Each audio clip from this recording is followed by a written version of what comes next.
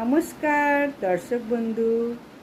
আজ আরও একটা গুরুত্বপূর্ণ ভিডিও উপস্থাপন করতে চলেছি। আশা করছি তোমরা প্রত্যেকে ভালো আছো, সুখে আছো। তোমাদের সুখ, শান্তি, সমৃদ্ধি কামনা করে আমি আমার ব্লগটা শুরু করছি। আজ বলবো অক্ষয় তৃতীয়ার ব্রত কথা। অক্ষয় তৃতীয়া কবে? 2026 সালে 20 এপ্রিল সোমবার, অর্থাৎ আগামীকাল অক্ষয় তৃতীয়া। অক্ষয় তৃতীয়ার দিনকে ব্রত কথাটা অবশ্যই শোনো এবং দান করো যার যা সামর্থ্য। অন্নদান, জল দান, ছাতা দান, পাদুকা দান, সমস্ত কিছু যার যা সামর্থ্য অক্ষয় তৃতীয়ার দিন দান করো এবং এই ব্রত কথাটা শোনো। এই অক্ষয় তৃতীয়ার দিনকেই পৌরাণিক যুগের কাহিনী অনুযায়ী গঙ্গার অবতীর্ণ হয়েছিল এবং সত্যযুগের অবসান ঘটে ত্রেতা যুগের সূচনা হয়, দ্বাপর যুগেরও শুরু হয় বলে মনে করা হয়। অন্নপূর্ণা দেবী কাশীতে দান করেছিলেন মহাদেবকে এই অক্ষয় তৃতীয়ার দিন। পরশুরাম জয়ন্তীরও জন্ম এই অক্ষয় তৃতীয়ার দিন।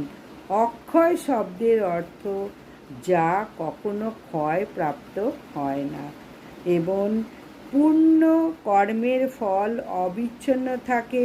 পাপ কর্মের ফল অক্ষয় হয়ে যায় বলে পুরাণে এটাও বলা আছে। যা পাপ করবে সেটাও কিন্তু অক্ষয় হয়ে থাকবে। তাই এই দিনকে সমস্ত কিছু কাজ ভালো ভালো করো এবং ব্রত কথাটা একবার হলেও শ্রবণ করো এবং দান করতে কিন্তু ভুলো না। অন্ন, জল, ছাতা, পাখা, চাল, ডাল, অর্থ যার যা সামর্থ্য, আবারও বলবো, দান করো এবং গঙ্গা স্নান করো, সোনা রূপো পারলে কেনো। এইগুলো অত্যন্ত গুরুত্বপূর্ণ। এগুলো চিরকালীন পুণ্য সঞ্চয় হয়ে থাকবে এই অক্ষয় তৃতীয়ার দিন যদি এই কাজটি করতে পারো। এবছর আবার অক্ষয় তৃতীয়া রোহিণী নক্ষত্র যুক্ত হয়, আরও মাহাত্ম্যপূর্ণ এবং শ্রীবৃদ্ধি পায়। তাই পরোপকার ও আধ্যাত্মিক উন্নতির প্রতীক এই অক্ষয় তৃতীয়া। অক্ষয় তৃতীয়ার মাহাত্ম্য ব্রত কথাটা অবশ্যই একবার শোনো, তাহলে বুঝতে পারবে অক্ষয় তৃতীয়ার ফল কী। অক্ষয় তৃতীয়া ব্রত কথা হিন্দু ধর্মগ্রন্থ পুরাণের একটি জনপ্রিয় কাহিনী, যা এই তিথির অক্ষয় ফলাফলের মাহাত্ম্য বর্ণনা করে।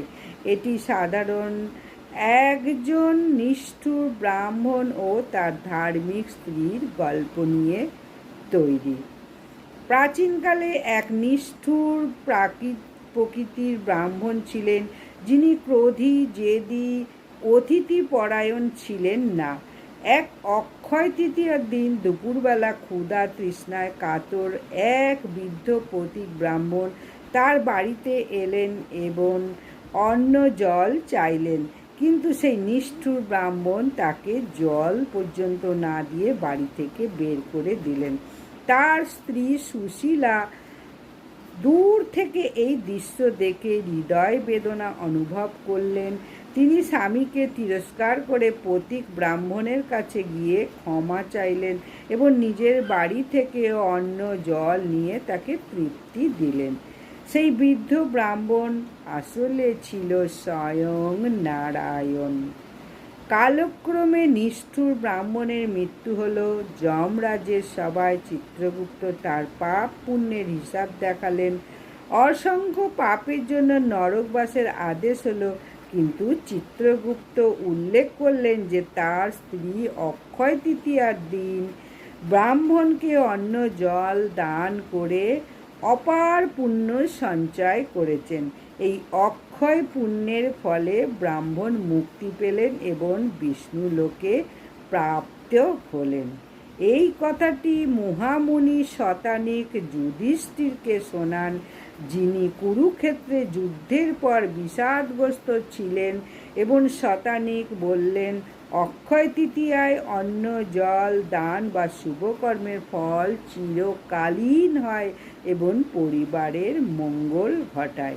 এই ব্রতকথা শোনার ফলে যুধিষ্ঠিরের মন শান্ত হলো এবং তিনি এই ব্রত পালন করতে শুরু করলেন।